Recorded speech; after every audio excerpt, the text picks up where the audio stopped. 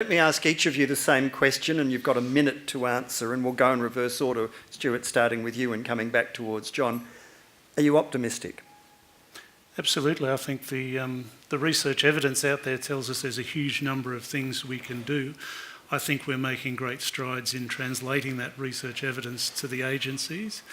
I'm a bit cautious because I think any vision such as Vision Zero requires the community to think carefully about how it invests, and it also requires the community to compromise in what it does. And I think we need to have more open conversations about how the community needs to compromise and what the benefits as well as the disbenefits are in those compromises to bring them along on the journey. But I think the evidence and the ability to generate evidence is actually quite healthy. So I'm very optimistic in that sense. Thank you, Stuart. Kate? I'm optimistic because I think, particularly with my team, the emotion and the passion is there, and I'll support that. Very succinct. Doug? Great question. I've been in policing over 32 years, and I've worked in organised crime internationally, nationally, so with other agencies, but I've never experienced in the last 2.5 years the partnerships that I've got now with everyone on the table, John's people, TAC, and it's because the intent is pure to get to zero. So the idea that anyone withholds for any sort of benefit, I've just not seen it. So I've got an absolute comfort that, can we do better? Absolutely. Can we get better research? We can, but it's driving what we do. We are Intel driven now. I think for a long time we weren't.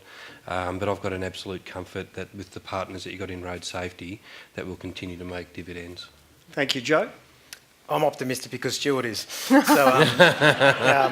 no, I'm being glib. I think when you've got world-leading experts telling us that when something like 2055 in Victoria, so sure, in the long run, but it is a realistic statement to say in our lifetimes we may see the elimination of road trauma on the back of the evidence. Yeah, I'm eternally optimistic. All right, terrific. Erica? Yes. Absolutely. We work very closely with the TAC and VicRoads and Justice Department and Police and with VISU sitting on our board, part of MUARC, to get the evidence, to get the data, to get the information, to work with everybody so we can help deliver the message, particularly around child safety, and it's been very successful. We work very collaboratively with the common goal, and I think that's the key, to reduce injury down to zero. Thank you. And John Merritt? Well, firstly, Stuart, take the money. because the reason I'm optimistic is because of the technology that's out there. But the forces that are driving, particularly automobile technology, are quite subject to weird and wonderful pressures out there, and we really need to be demanding of it and steer it. And Victoria really needs to be. We are one of the home bases for road safety in the world. We used to have a motor vehicle assembly industry. That's gone, but we still have massive amounts of vehicle technology here which we can use. We have a great community passion for this issue. We are in the box seat to steer this technology towards the absolute elimination of road trauma. Now, if you leave it to Uber and Google and all the other weird people who are pumping money, anything could happen, right? But I think there is a real opportunity for us to be aggressive in what we demand of the technology, bring it here, let it be tested here, because it really offers amazing optimism to me.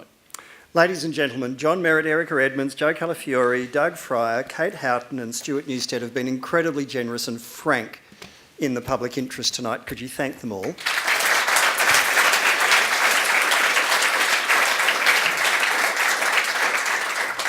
And if indeed, just to finish on a note of optimism, if indeed anything is going to happen, it's going to happen in a community like this one. That's right. We're better placed than just about anywhere else. We are the luckiest of the luckiest people in the world, but let's not be complacent about that either.